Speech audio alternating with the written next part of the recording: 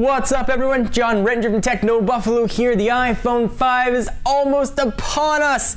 Just a few days away. Let me run through all my predictions of what you can expect when you go to pick up your brand new phone. Let's get started. So the iPhone 5 has got to go down in history as being one of the most leaked phones ever. When the iPhone 4 first came out, we had the actual phone, but now we've got not only every single piece of the phone, we've had pretty much the whole phone itself. And we have the operating system, we've had iOS 6 in beta for quite a while. So I'm not sure Apple's gonna have that many surprises up their sleeves, but hopefully they got one or two things that they can still surprise us with. And for those of you out there saying, it shouldn't be called the iPhone 5, it's the 6th iPhone, it should be iPhone 6. Stop it. Apple can call it anything they want. They can call it iPhone Banana if they choose to. When iPhone 3G, 3GS, 4, 4S, now they're going 5. It makes it easier to remember phones. I'm glad they didn't go new iPhone. It's going to confuse a ton of people. There's going to be a lot of stuff crammed into that new 4-inch screen, which we are going to have now. Gone are the antiquated days at 3.5 inches, and yay! 16:9 aspect ratio, so no more 4:3. We're also going to have a new material on the phone. So we've gone from plastic and aluminum. We're going to have a liquid metal in the back, and it's not like crazy Terminator 2 style. Essentially, it's just a form of metal that makes it stronger and more conductive for antennas, so signal can get out. Essentially should turn the whole back of the phone actually into a big antenna, so it won't matter where you hold it. Antenna gate is a thing of the past. Speaking of antennas, something new should be in there, and if it doesn't, you should never buy an iPhone again.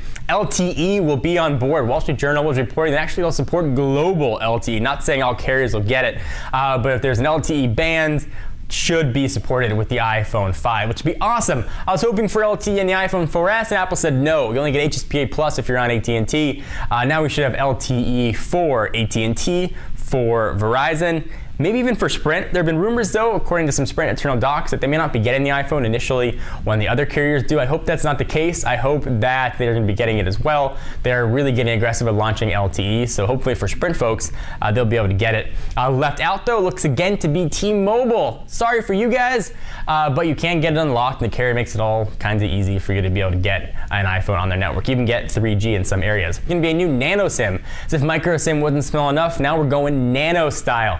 Tiny, tiny, tiny little SIM. Hopefully you'll be able to cut a regular SIM on down so you can use adapters and stuff to switch phones if you do as often as I do.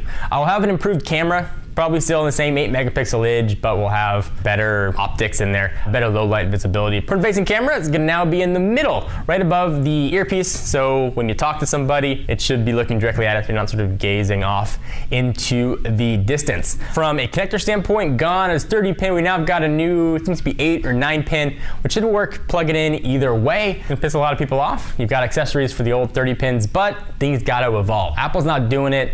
I'm sure part of the reason they're doing it. Make a lot of money, they license that stuff out.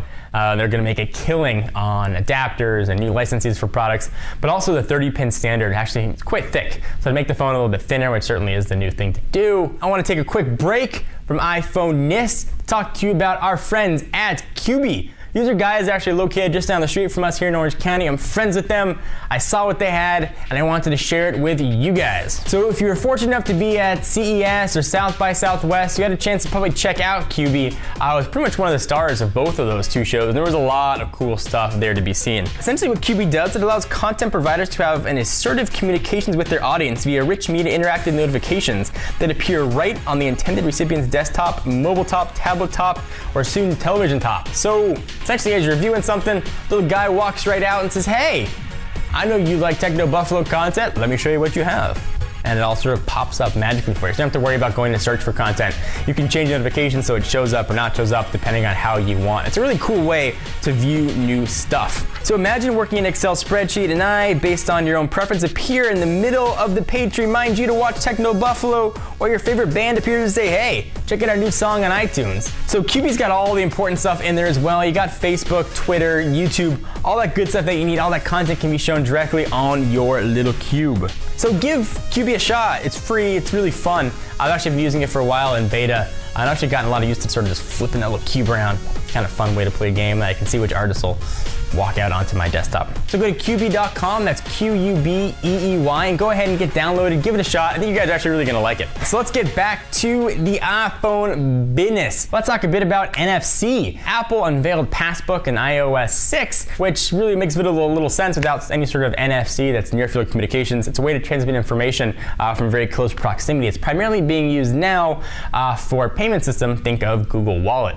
Apple has been rumored for a while to introduce their own mobile payment system. Apple may actually be paying to put terminals in retailers' hands. They're the only sort of manufacturer that's got the cash reserve to actually pay for people to have these terminals to make paying with your iPhone much easier. Hopefully iOS 6 is going to bring something new as well. I'm not a big fan of Apple's mapping system. I do like having turn-by-turn navigation. I really liked having Google Maps in there. From a software standpoint, not really that much else has changed. You got Facebook integration in there now, obviously you had Twitter before. I am hoping that maybe they got a few tricks up their sleeve to bring something new and hot to the party, but until then, I will remain skeptical. Are you guys excited about the iPhone 5? What features are you most looking forward to? Did I miss something that you really wanted to have? I'd love to hear your thoughts and opinions. It's almost time. Get your debates in before we know the whole truth. I'm John Ranger from Techno Buffalo. See you next video.